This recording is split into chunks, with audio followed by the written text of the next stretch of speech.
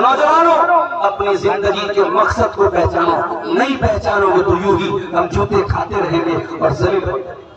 اور آگے بڑھیے، ہمارے ساتھ جو مسئلے مسائل چل رہے ہیں، جو دنیا میں ہم ذلیل ہو رہے ہیں، اس کی تیسری وجہ میں نے غور کی، میں نے وشلیشن کیا، میں نے اینالائز کیا، مجھے ایک بات یہ بھی سمجھ میں آئی کہ آج ہم لوگ ٹکڑوں میں بٹے ہیں، فرقوں میں بٹے ہیں، برادریوں میں بٹے ہیں، گروہوں میں بٹے ہیں، علاقوں کے تعصب میں بٹے ہیں۔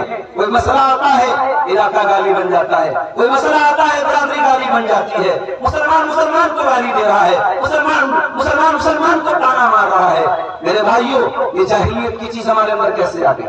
یہ جاہلیت کی چیز ہمارے اندر کیسے آ گئی؟ آپ اپنی برادری پر فخر کیجئے لیکن کسی دوسری برادری کو ذلیل نہ کیجئے۔ آپ اپنے علاقے پر بے شک فخر کیجئے مگر کسی دوسرے علاقے کو ذلیل نہ کیجئے۔ یہ بٹوارے، یہ فرقہ پرستی، یہ فرقہ بندی کہاں سے آئی؟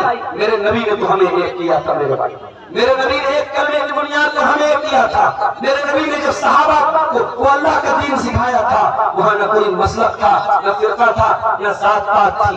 آج تو صاحب بہار کے دربھنگہ کے علاقے میں میں گیا، ایک گاؤں سے گزر ہوا، گاؤں میں نے دیکھا کہ راستے میں دیوار کھڑی ہے، دیوار کے ایک طرف انصاریوں کا راستہ ہے، دوسری طرف شیخوں کا راستہ ہے۔ شیخ برادری والے انصاری کے راستے پہ نہیں جاتے، انصاری برادری کے لوگ شیخ کے راستے پہ نہیں جاتے۔ اتنا بغض، اتنا تعصب یہ مسلمان کے اندر ہے میرے بھائی۔ اللہ ہم سب کو سمجھ دے، میرے نبی نے ہمیں ایک کیا تھا۔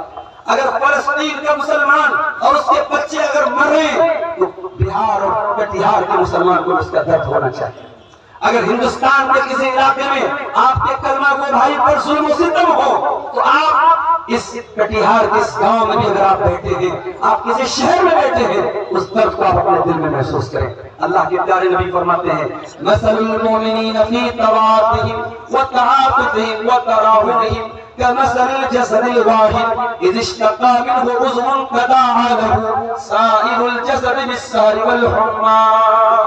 اے مسلمانوں، آپس میں اتنے ہمدرد بنو، اتنے پیار بانٹنے والے بنو، اتنی محبت کرنے والے بنو، اتنا ایک دوسرے کے لیے جان نچھاور کرنے والے بنو۔ جیسے انسان کا شریر ہوتا ہے، شریر کے پیر میں کانٹا چبھتا ہے، آنکھوں سے آنسو بہتا ہے، پیر میں تکلیف ہوتی ہے، آنکھیں روتی ہیں، پورے بدن میں بخار چڑھ جاتا ہے۔ میرے پیارے ساتھیوں، جیسے پورا شریر ایک دوسرے سے کنیکٹڈ ہے، جڑا ہے، مسلمان سے کنیکٹڈ ہونا چاہیے، اتنی یونٹی آپ کے اندر ہونی چاہیے۔ اتنا ہی نہیں، اللہ کے پیارے نبی نے دوسری حدیث میں فرمایا المؤمن للمؤمن کالبنیان یشد بعضہ بعضا۔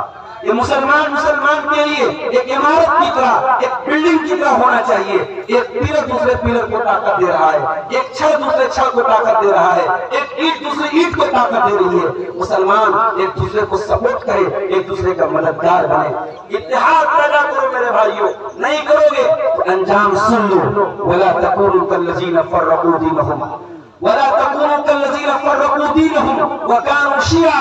اللہ قرآن میں کہتا ہے جو ٹکڑوں میں بٹ گئے، اے نبی آپ کا ان سے کوئی تعلق نہیں، نبی بھی ناراض ہوں گے، اللہ بھی ناراض ہوگا۔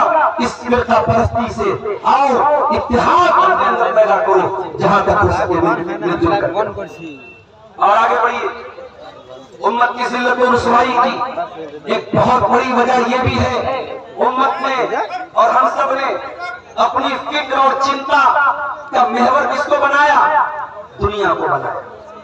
ہم آخرت کے بارے میں سوچتے ہی نہیں کہ آخرت میں ہمارے ساتھ کیا ہونے والا ہے، قبر میں ہمارے ساتھ کیا ہونے والا ہے۔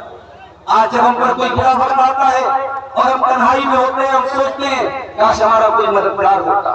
میرے بھائی جب قبر میں آپ جائیں گے، منکر نکیر آپ سے سوالات کریں گے، وہاں نہ باپ بیٹے کے کام آئے گا، نہ شوہر بیوی کے کام آئے گا، وہاں آپ کا عمل اور آپ کا ایمان آپ کے کام آئے گا۔ اپنی آخرت کی چنتا کرو، اپنی قبر کی چنتا کرو، اپنی برزخی زندگی کے بارے میں سوچو۔ اللہ